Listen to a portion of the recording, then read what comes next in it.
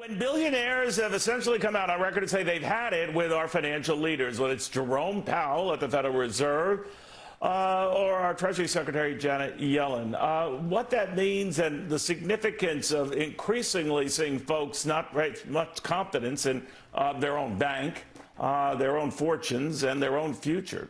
Dave Dodson back with us, one of my favorite professors, Stanford School of Business professor at that. What do you make of all this, Dave? It's interesting. They're just the latest to say this kind of stuff about losing faith and that. But some Wall Street traders and others have said about the havoc that's been created in the banking industry now by the curious, they call missteps on the part of federal regulators, but not much faith in those regulators. What do you make of it? I completely agree, and I think it starts with the Fed has to stop playing God. They are on their way to snatching defeat from the jaws of victory here. I mean, they have forgotten one of the most important tenets in economics, which is it's about human behavior.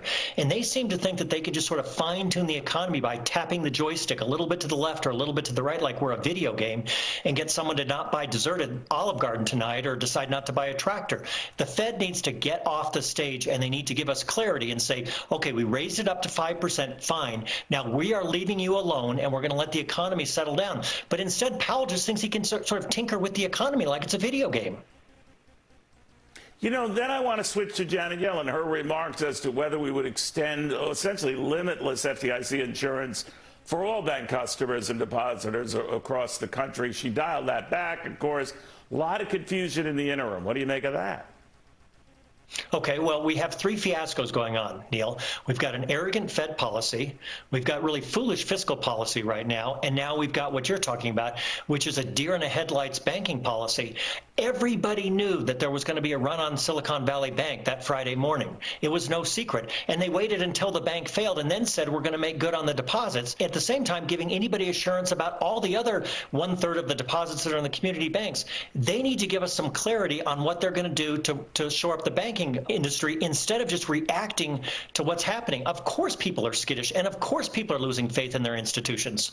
I mean, we've got fiscal policy here where we've got one part. Sorry, Neil. No, please finish that thought, Dave. I think you just answered what was going to be my question.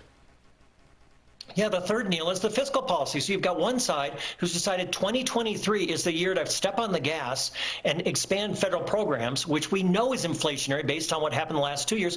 You've got the other side that says, well, let's undo 50 years of overspending this year. And what the economy needs is the economy needs to know that all three of those parties are working together, that they have a plan, and that they're not going to try to make major change in 2023. It is time to just leave us alone and let the economy settle down. You know, a lot of people know, too, that we have problems with our entitlements, or whatever you want to say, Social Security, Medicare. They know we have a lot of problems, you know, with our banks, and some of them get overzealous, and they don't have a lot of faith in these institutions or the ability of anyone in power to do anything to correct that. So their knee-jerk reaction, quite understandably, is just leave it alone. Don't touch mine.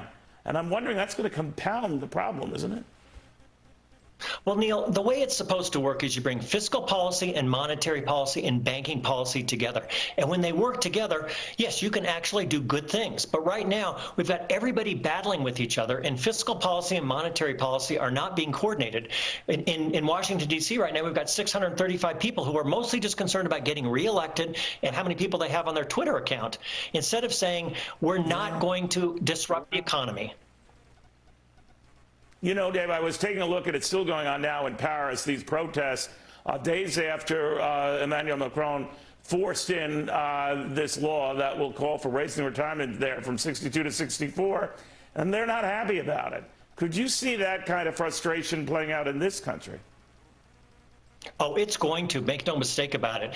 What is the off-the-books liability for those entitlements is $50 trillion, Neil. That's not a typo. $50 trillion. Wow. And we've been kicking this can down the alley year after year after year when we could have made modest adjustments in the 70s, 80s, and 90s. There's absolutely no plan in place to fund those entitlements. So we are going to be right behind France. Yeah, I'm afraid you're right about that, Professor. Thank you very much.